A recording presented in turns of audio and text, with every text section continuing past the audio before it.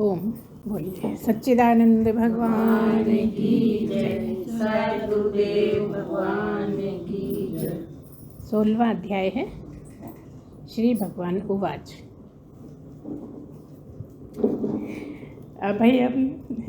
अभ्यम सत्व संशुद्धिर्ज्ञान योग व्यवस्थितिः दानं दमश्च यज्ञश्च स्वाध्यायस्तप आर्जवम्। श्री भगवान बोले, भय का सर्वथा अभाव, अंतःकरण की पूर्ण निर्मलता, तत्व ज्ञान के लिए ध्यान योग में निरंतर दृढ़ स्थिति और सात्विक दान, इंद्रियों का दमन, भगवान देवता और गुरुजनों की पूजा तथा अग्निहोत्र आदि उत्तम कर्मों का आचरण एवं वेद शास्त्रों का पठन पाठन तथा भगवान के नाम और गुणों का कीर्तन, स्वधर्म पालन के लिए कष्ट सहन करना और शरीर तथा इंद्रियों के सहित अंतःकरण की सरलता। ये पहला वाला है। पहले श्लोक का अर्थ है, कह रहे हैं भय का सर्वथा, मतलब क्या क्या करना है आपको इसमें। ये जो 16वां अध्याय है इसमें बहुत विस्तार से सभी कुछ बताया कि किस तरह से आपकी रहनी हो, कैसे आप अपने जीवन को सुधारें, कैसे कहाँ कहाँ क्या क्या अपनी गलतियाँ निकालनी है, ये सब बताया। तो पहले ही श्लोक में बताया क्या होना चाहिए। डरने का अभाव, भय का, किसी भी तरह का डर आपको नहीं सताना चाहिए, क्योंकि ये अभय पद कहलाता है ना। ये अभय पद है, इसलिए भय का अभाव होना चाहिए। क्या क्या होना चाहिए ये बताया। भय का सर्वथा अभाव, अंतःकरण की पूर्ण निर्मलता, अंतःकरण की शुद्धता कहो तो भी वही बात है, अंतःकरण की पूर्ण निर्मलता। तो ये अंतःकरण की शुद्धता क्या है, जो ये सब कुछ बताया है सब अंतःकरण की शुद्धता में ही आता है ना। हर तरह की किसी की बुराई नहीं करना, किसी को परेशान न करना, सात्विक दान करना, इंद्रियों का दमन करना, ये सब उसमें आ रहा है ना अंतःकरण की शुद्धता में। तो कहा अंतःकरण की पूर्ण निर्मलता, तत्व ज्ञान के लिए ध्यान योग में निरंतर दृढ़ स्थिति, जिसको कहते हैं ना कि किस तरह से ठहरना है।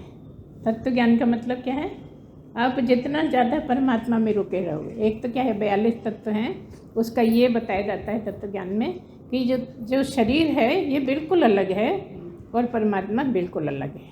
मतलब तुम बिल्कुल अलग हो और ये जो भौतिक शरीर है ये अलग है, इसका मतलब तत्व ज्ञान होता है। और उसी में जितने ज़्यादा आप भगवान में टिके रहो, तो एक मतलब ये है कि पूरे टाइम, जो हम रोज़ ही बताते रहते हैं कि पूरे टाइम किसी ना किसी ढंग से भगवान में टिके रहो। इसका मतलब ये नहीं है कि काम मत करो, सब तरह के काम करो, लेकिन जैसे ही काम छोड़ते हो तो फिर किसी की निंदा, किसी की बुराई, किसी का कुछ ऐसा मत सोचो, सीधे भगवान में टिको, जिसको हम कहते हैं खंभा गाड़ना, है ना।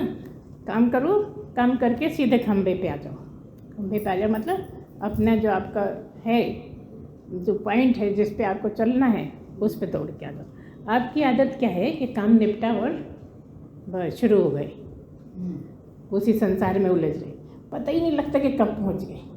माला भी जप रहे हैं तो हाथ तो चल रहे हैं, लेकिन लग गए अपने धंधे से, ये पता ही नहीं है कि भगवान को याद करना, ये बिल्कुल ध्यान नहीं। तो यही बात है कि कह रहे हैं अंतःकरण की पूर्ण निर्मलता, निर्मल मन से रहो। निर्मल मन जन सोई मोह पावा, इसलिए कहा निर्मल मन रखो अपना। तत्व ज्ञान के लिए ध्यान योग में निरंतर दृढ़ स्थिति, सब वही है जो पहले पढ़ के आए। बार बार एक ही बात बोल रहे हैं, लेकिन तब भी लोगों का ध्यान नहीं जाता कि गीता कह क्या रही है।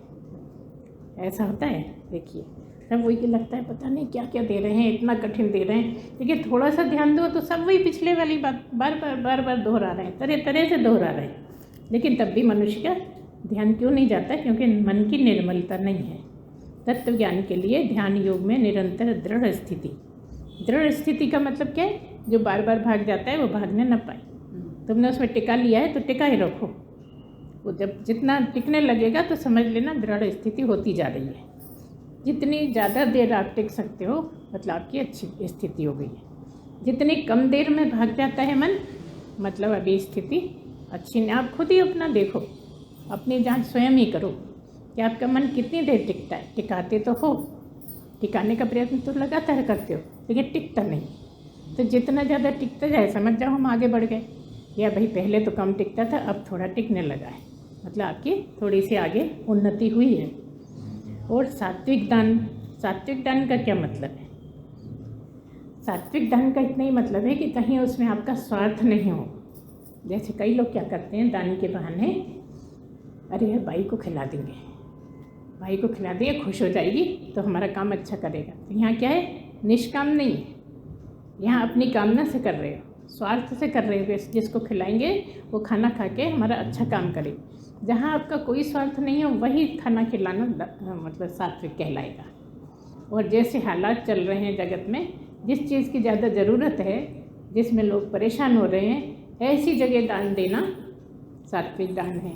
जैसे कई लोग क्या करते हैं कि सड़कों पे घूमती रहती हैं बहुत सी, वो नाचने गाने वाली नहीं रहती, जो बगल में बच्चा दबा हुआ है और मांगती फिर रही हैं सबसे, बहुत से लोग उन्हीं को दे देते हैं, जबकि उनके हाथ पैर भी हैं, उनको कोई ज़रूरत भी नहीं है, मेहनत भी कर रही हैं, कमा भी रही हैं, लेकिन खाली घूम रहे हैं तो मांग लो, हाथ फैलाने की आदत है। तो कई लोग उसको देख के दान समझते हैं, तो वो दान नहीं है। एक स्वस्थ आदमी जो मजदूरी कर सकता है, मेहनत कर सकता है, उसको दान देना दान नहीं कहलाता। और इस तरह से अब आप कहोगे आप तो अपने लिए बोल रही हो, लेकिन यहाँ वेदों में, शास्त्रों में सबसे ज़्यादा बड़ा दान कहा गया है, किसी ब्रह्मनिष्ठ पुरुष को दान देना सबसे बड़ा है। इसलिए लोग देते हैं। क्यों कहा है? क्योंकि वो सही जगह लगाएगा, वो गलत जगह नहीं लगाएगा, इसलिए सभी लोग कितना देते हैं। जैसे हमारे यहाँ गुरुदेव के वहाँ भी होता है, तो जो भी चीज़ें हैं, जनरल लोग तो किताबें भी खरीदना है, कुछ भी है तो जितने में है दे जाते हैं, लेकिन जो अच्छे शिष्य हैं, उनके खास शिष्य हैं, वो डबल कीमत दे के क्यों लेते हैं? क्योंकि वो दान में जा रहा है पैसा। जितने की किताब है वो तो है, लेकिन एक तो यह है कि गुरुदेव के यहाँ से ले रहे हैं, इसलिए उस पर लगाव है। और दूसरा ये कि जाएगा कहाँ पैसा, गुरुदेव के पास जाएगा, ऐसा सोच के जो देता है ना, उसको सात्विक दान कहलाएगा आपका। तो क्या कहा? ध्यान योग में निरंतर स्थिति और सात्विक दान, इंद्रियों का दमन, भगवान, देवता और गुरुजनों की पूजा। क्या कहा है? इंद्रियों का दमन, ये अक्सर बताते रहते हैं हम, इंद्रियों का दमन, इंद्रियों को अपने बस में रखो। क्या है? षट संपत्ति में क्या है? सबसे पहला है क्या है? बड़ी देर लगा दी। जो सम है वो दूसरे दम जो है दूसरे नंबर पे, वो इंद्रियों का दमन ही कहलाता है। भगवान, देवता और गुरुजनों की पूजा, ये तीनों ही पूज्य हैं, भगवान, देवता और गुरुजनों की पूजा। आप कहोगे नहीं देवताओं की क्यों पूजा करना है भाई? देवता तो अब जब मनुष्य बनेंगे तब फिर करेंगे, जो भी त्याग करेंगे, ध्यान करेंगे, जो भी करते हैं सब को प्रयत्न करेंगे, तब कहीं भगवान को पाएंगे। देवताओं क्यों करना? देवताओं की पूजा इसलिए करना है, देवता का मतलब है, बोलिए, देने वाले।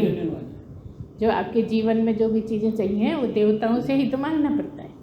आप उनको खुश करें, वो आपको खुश करें। देवताओं को आप खुश करोगे। जैसे हवन करते क्यों करते हैं? देवताओं को खुश करने के लिए करते हैं। जो हवन में सामग्री डालते हैं, जो हवन में प्रसाद डालते हैं, क्यों डालते हैं? कि वो सूक्ष्म रूप से देवताओं को मिलता है। सूक्ष्म रूप से क्यों मिलता है? क्योंकि वो सूक्ष्म शरीर है उनके पास, स्थूल शरीर नहीं है। स्थूल शरीर से तो आप स्थूल खाना खाते हो, खा रहे हो ना जगत में, और वो सूक्ष्म शरीर है, ये वाला शरीर नहीं है उनके पास, मगर शरीर है। तो जब अपन हवन में डालते हैं तो उसके जो धुआं ऊपर जाता है वो सूक्ष्म रूप से देवताओं के पास जाता है, और जिसकी ध्यान करके दोगे आप उसको मिलेगा।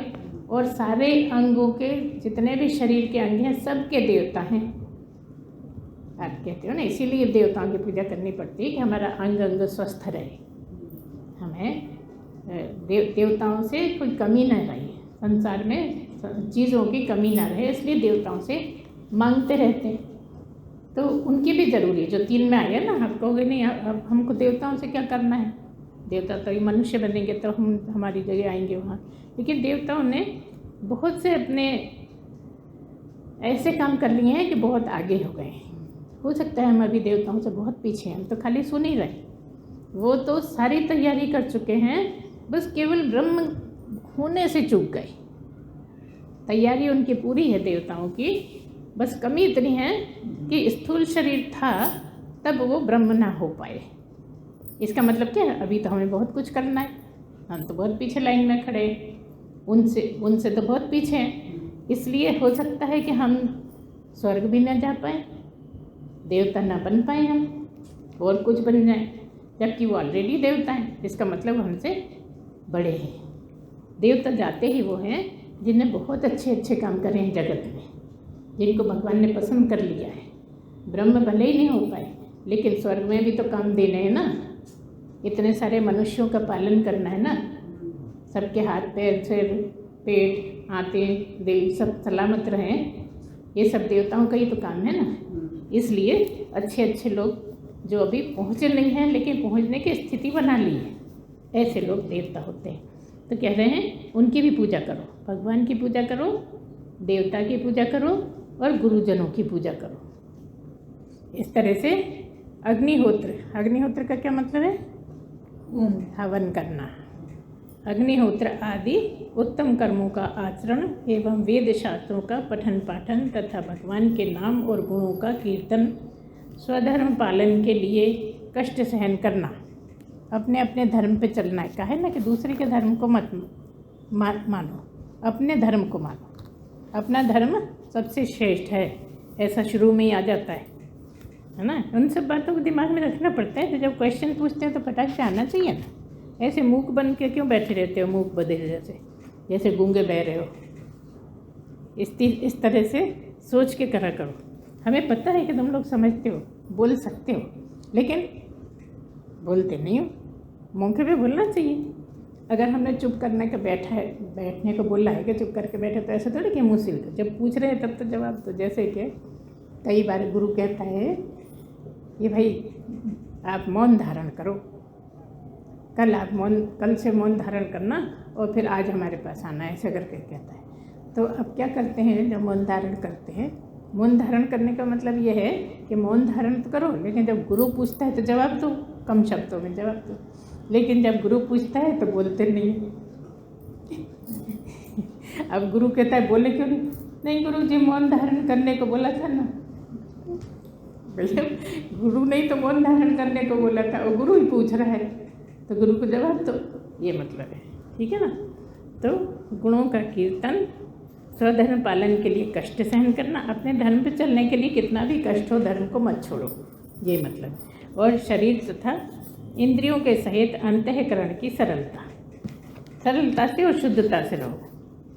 अंतःकरण और इंद्रियों का क्या मतलब है? हाँ, जो भी इच्छा है उसके पीछे मत भागो, सोच समझ के आगे चलो, सरलता से रहो। और ऐसा नहीं कि जैसे खाने की चीज़ देखी तो अपन सबसे आगे लग जाते, अपन बहुत पीछे हैं यार, 50 लोग आगे हैं, कब तक हमें मिलेगा, अब रहा नहीं जा रहा, तो दौड़ के आगे पहुँच गए।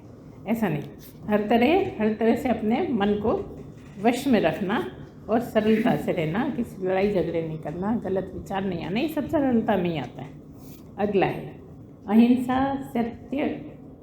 अहिंसा सत्यम क्रोध त्याग शांतिर्पैशुनम दया भूतेष्वलोलुप्त्वं मार्दवम ह्रीरचापलम।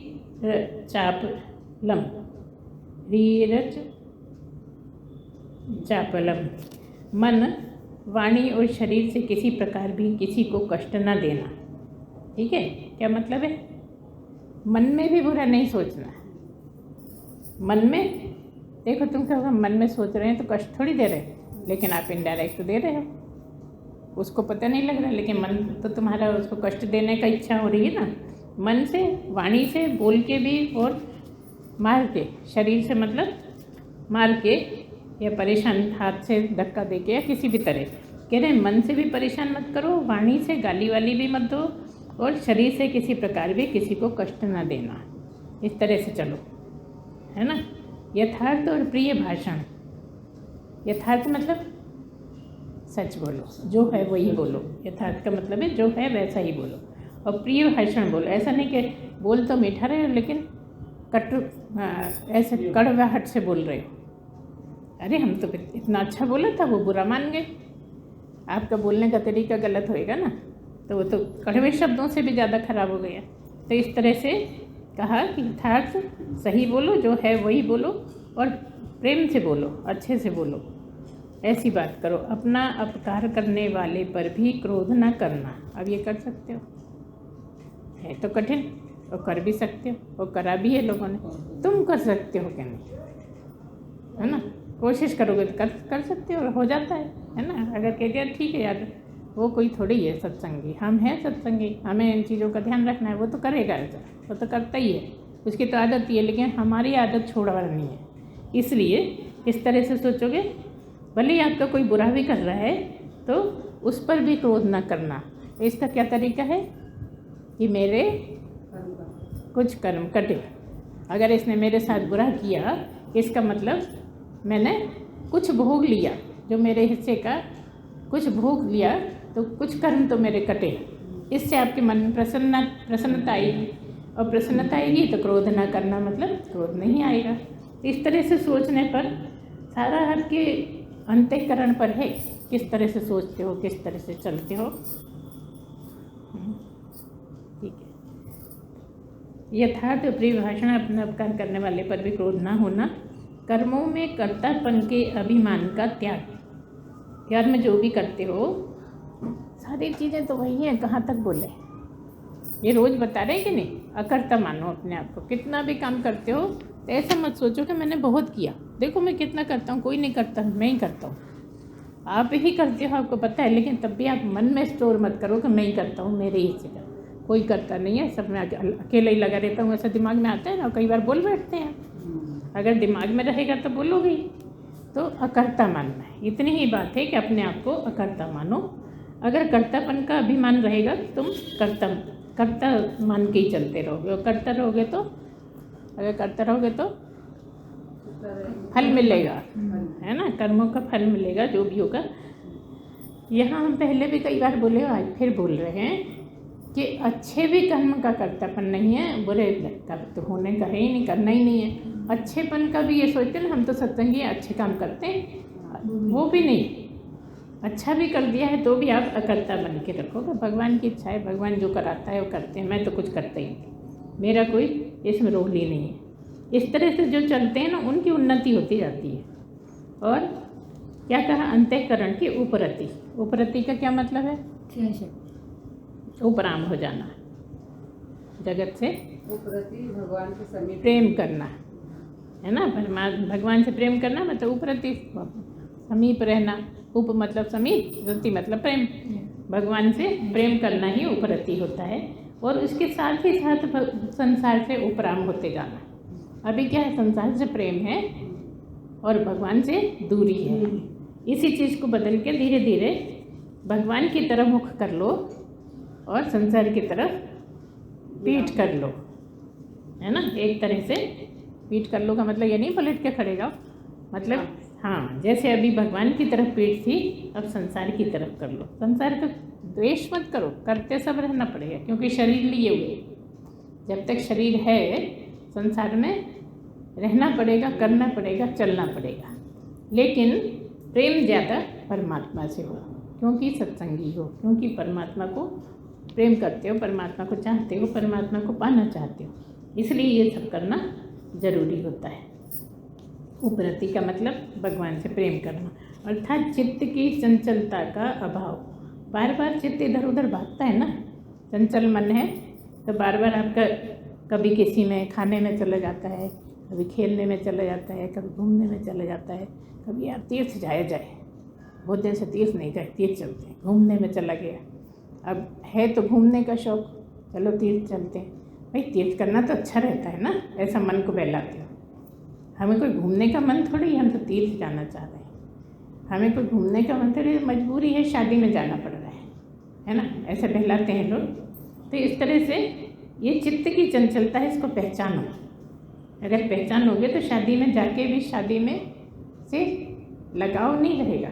शादी में जाना है, जाओगी, खाओगी, लेकिन उसमें फंसो मत। इतनी ही बात है, करना चले लेकिन फंसना नहीं है, क्योंकि भगवान से फंसना चाहते हैं तो भगवान में ही रहो। और किसी की भी निंदादी न करना, किसी की बुराई भलाई मत करो। सब भूत प्राणियों में हेतु रहित दया, इंद्रियों का विषयों के साथ संयोग होने पर भी उनमें आसक्ति का न होना, कोमलता, लोक और शास्त्र से विरुद्ध आचरणों में लज्जा और व्यर्थ चेष्टाओं का अभाव। मुझे तो ऐसा लग रहा है कि केवल पढ़ना है तुम लोगों को बार बार, इसमें क्या समझाएं। जहाँ शब्द का अर्थ नहीं आता वो हमसे पूछ लो, है ना। बाकी तो आप जैसे जैसे पढ़ोगे, आप पढ़िए और पूछिए और समझिए और उसको दिमाग में रखिए। बस चित्त में रखोगे तो धीरे धीरे भगवान से प्रेम होने लगेगा, क्योंकि यही सब गुण होते हैं भगवानों के। जो गुण हैं वो यही सब होते हैं। अगर आपने ये सब गुण ग्रहण कर लिए तो आप भी भगवान हो जाओगे, है ना। इतना ही तो करना है, लेकिन इतने ही तो पापड़ बेलने जैसा होता है। फिर क्या है, भूत प्राणियों में हेतु रहे दया, इंद्रियों का विषयों के साथ संयोग होने पर भी उनमें आसक्ति न होना, कोमलता, लोक और शास्त्र से विरुद्ध आचरण में लज्जा और व्यर्थ चेष्टाओं का अभाव। फिर वही बोल दिया, व्यर्थ चेष्टाओं का अभाव क्या हुआ, ये चंचलता है, तरह तरह की बातों में फंसना नहीं है। हर कुछ इच्छाएं होती रहती हैं, इच्छाएं के पीछे आप बंध जाते हो, इच्छाओं के पीछे भागने लगते हो, तो आप भगवान में नहीं टिक पाते।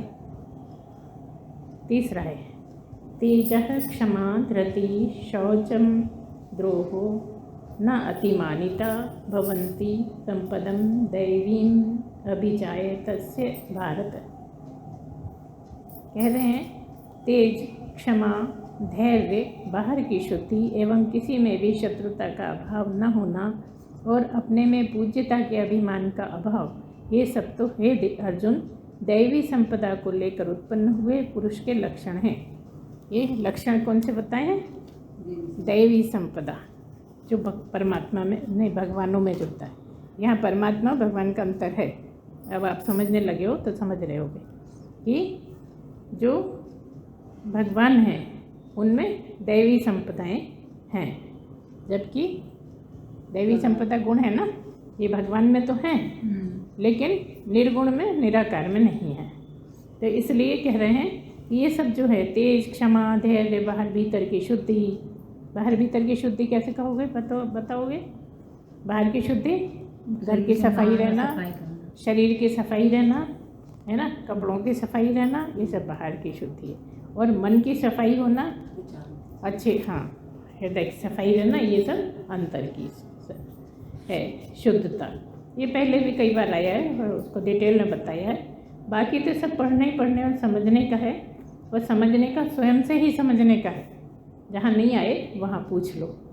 तो कहा कि क्षमा, धैर्य, बाहर की शुद्धि एवं किसी में भी शत्रुता का अभाव, मतलब शत्रुता किसी से भी नहीं करना, मन से भी नहीं सोचना है। मतलब मोटे भाव में तो है हो, वो तो बहुत दूर की बात है, मन में भी ना आ पाए किसी से शत्रुता का भाव आपके।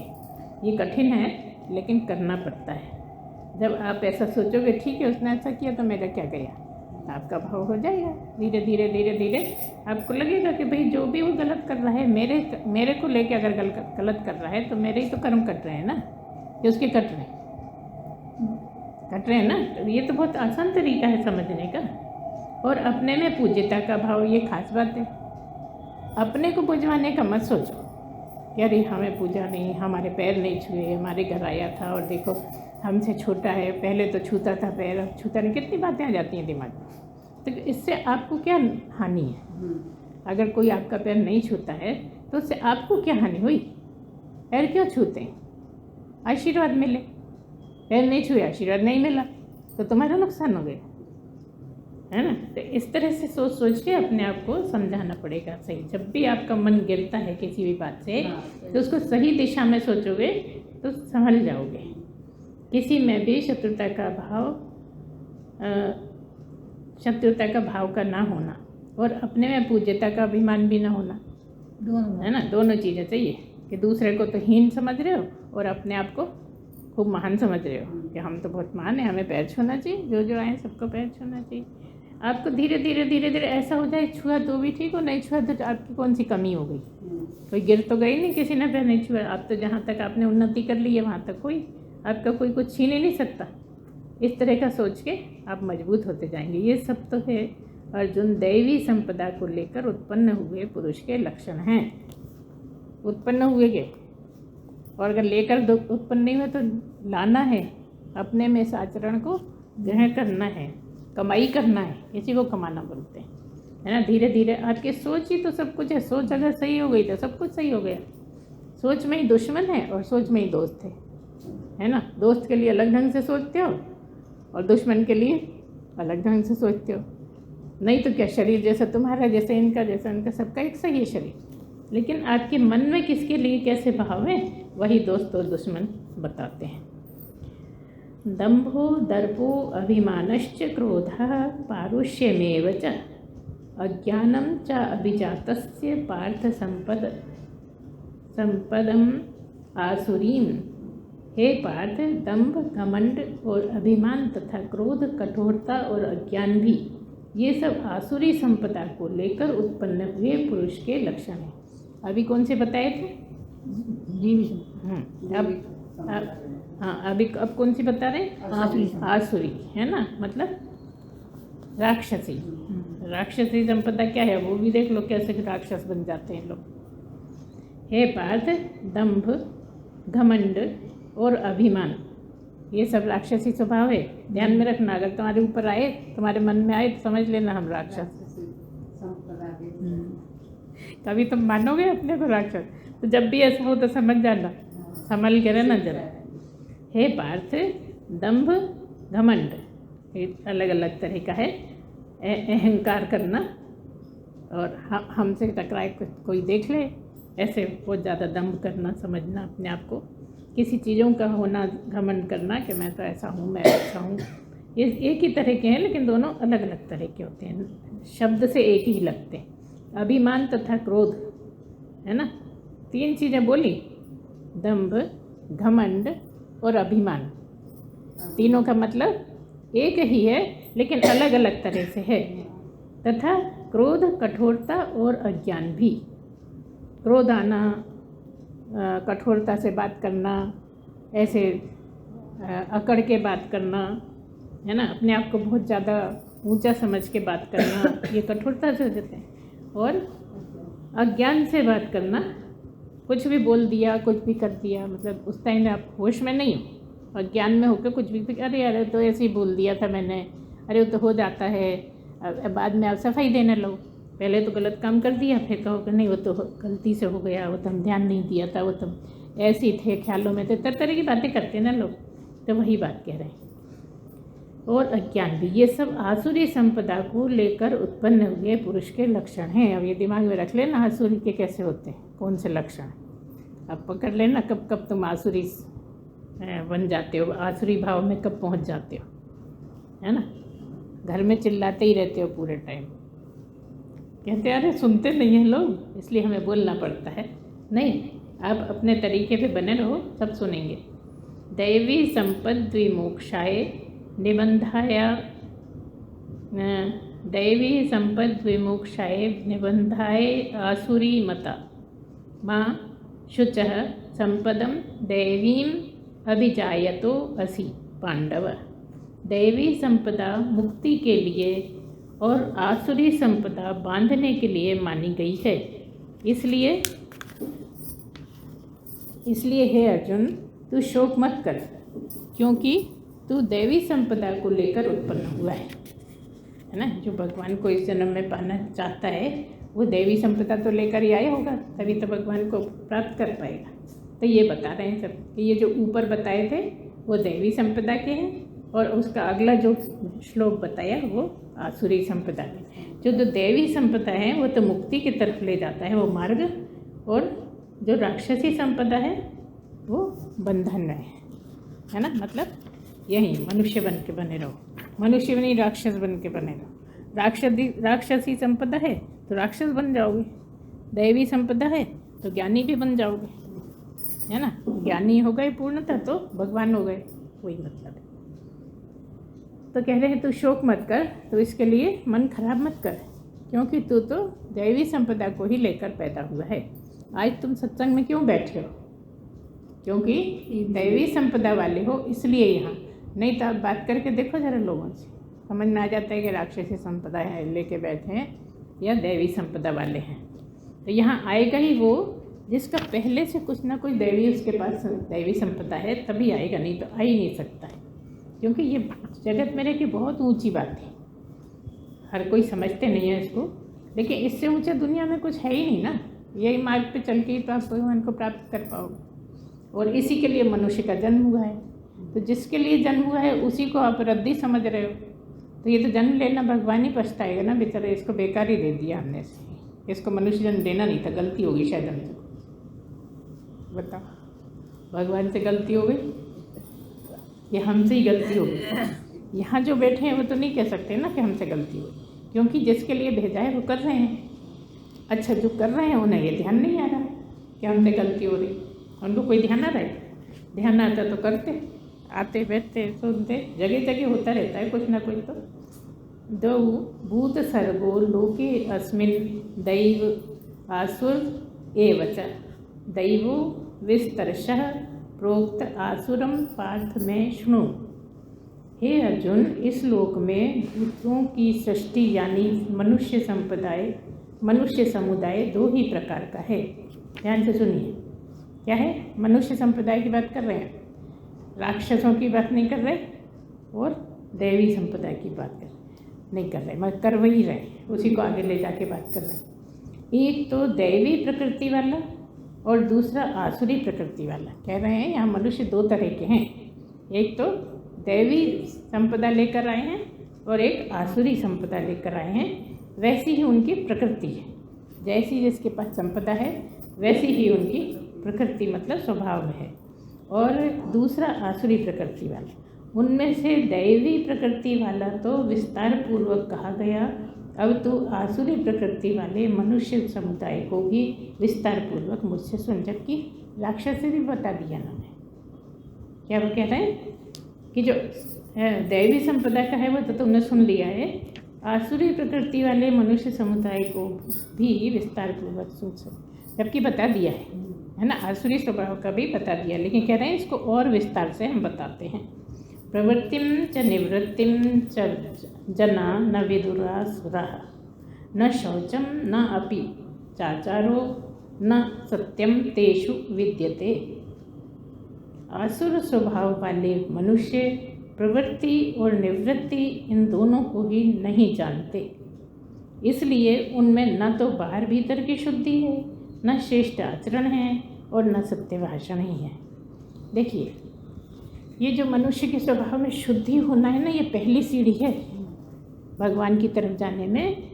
आपको भी लगता नहीं है? सबको ऐसा लगता है हम तो बहुत सफाई से रहते हैं, हम तो बहुत शुद्धि रखते हैं, लेकिन अब आपको अपनी ही पकड़नी है कि हम कहाँ गलती कर रहे हैं, कहाँ गंदा, कहाँ हम टाल देते हैं, क्यों अशुद्धि हो जाती है। अपने जब तक हमें अशुद्धि नहीं लगेगी तब तक हम उसको समझेंगे नहीं, है ना। हमें समझ में आना चाहिए कि हमने, जैसे कि आपकी गीता है, हमने कहा हर कभी देखते रहा करो, पढ़ते रहा करो। खाना खा रहे थे, खाना खाते खाते याद आ गई, खोल के बैठ गए, खाना खा रहे हैं तो गीता नहीं, ये बिल्कुल गलत है ना। आपकी गीता में कभी हल्दी का निशान तक भी नहीं दिखना चाहिए। हम तो कह रहे हैं जो रोज़ की पढ़ने वाली किताबें उनमें भी नहीं लगना चाहिए, वो भी विद्या है। तो फिर इसमें लगाओगे ये तो आपके लिए बहुत बड़ा गलत काम हो गया।